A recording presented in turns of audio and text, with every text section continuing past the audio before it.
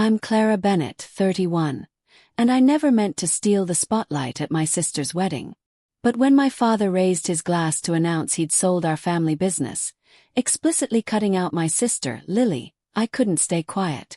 Years of being dismissed had built to this moment. The shock on his face when I revealed I was the buyer was worth every sacrifice. Revenge, they say, is best served cold, but mine came with a side of wedding cake. Growing up as Clara Bennett meant privilege, but also living in Lily's shadow. My father, Henry Bennett, never said he wanted a son, but his disappointment was clear. His nods at my achievements were perfunctory, while Lily got warm praise. Our family's wealth came from Bennett Builders, a construction firm started when I was a toddler. By my teens, it was a regional giant with 250 employees. My mother's death when I was 14 and Lily 10 changed everything.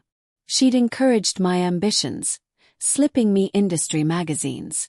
Without her, Dad buried himself in work, Lily in social circles, and I in studies. Lily, with her radiant charm, was Dad's favorite, despite her indifference to the business. "She's like your mother," he'd say, implying she'd marry well.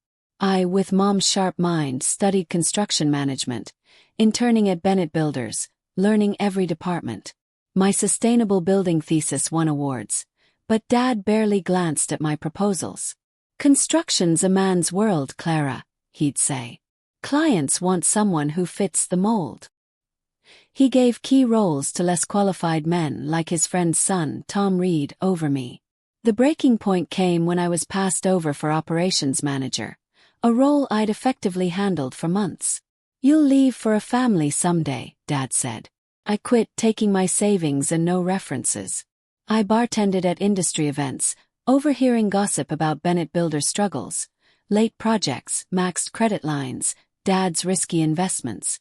I started small, taking on minor contracts Cooper Builders ignored. At a conference, I reconnected with Clara Hayes, a retired industry pioneer.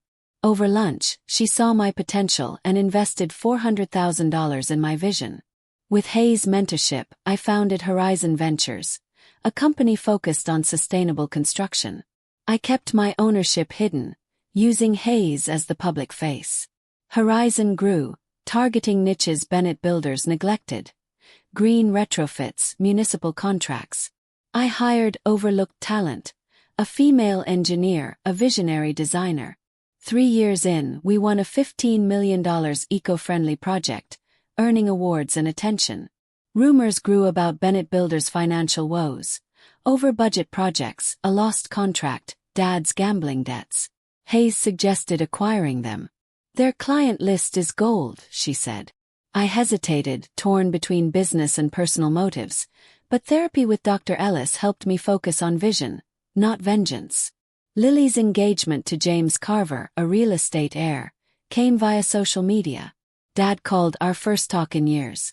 "This marriage will save Bennett Builders," he said, assuming I'd attend their lavish engagement party. Lily asked me to be a backup bridesmaid, oblivious to my work. The party was a display of wealth, but I overheard Dad's advisor warn about financial strain.